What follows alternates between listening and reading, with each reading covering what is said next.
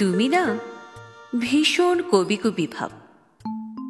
আরে কিছু নয়, ও আমার স্বভাব। তাই বলে সবসময় কবিতা, সবখানে ছন্দ। হলোই বা, বলো কি আছে মন্দ? আরে ধুস, ভাল লাগে না, যাও। ভালোবাসি তো, কাছে আছি তো, তাও।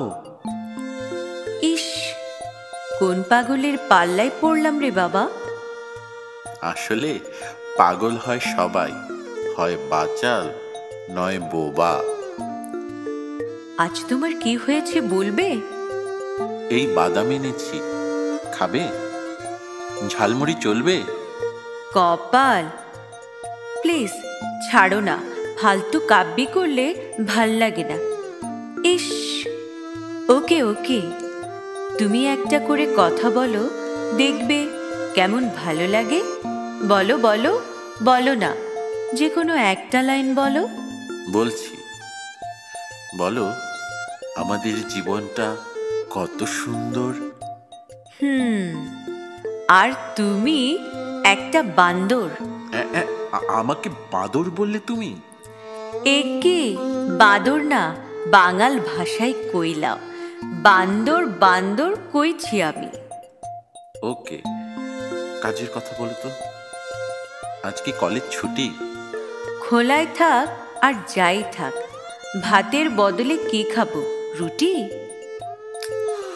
তুমি একদম ফালতু মিল দাও, কোনো সৌন্দর্য নেই ওতে। তুমি আমাকে শেখাও কেন? কে এসে যায় তাতে? উফ, ছাড়ো না এবার প্লিজ। কেমন ঠেলা, নিজের মেশিনে দাও ব্রিজ। ধুস, মেলাতে হবে না আর। বোঝো ঠেলা, কেমন লাগে তোমার? সরি, প্লিজ আর কাব্যি করব না, হলো? আচ্ছা ঠিক আছে, এবার অন্য গল্প বলো।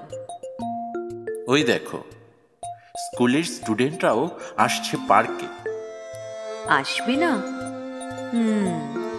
সবাইকে খায় প্রেমের সারকে। উফ, পারো তুমি বস। এক গামলা দুধে এক ফোঁটা লেবুর রস। তোমার কাব্যের ঠেলায় প্রেমের রস শুকিয়ে কিশমিশ হয়ে গেল। মিস তো হয়ে গেল। এবার অন্য কোথাও চলো। এবার বুঝলে কেমন লাগে কথায় কথায় কাব্যে?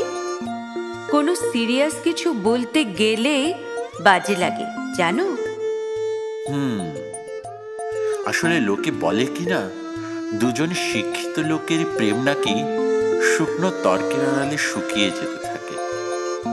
তাই যদি কথায় কাব্যের রস মেশালে সম্পর্কটা যদি রসসিক্ত হয়। শোনো, সম্পর্ককে রসসিক্ত করতে হলে অন্তরটাকেও রসসিক্ত করতে হয়, বুঝলে? ওটা তোমার কিন্তু আছেই। তাই? তাহলে তো ভালোই।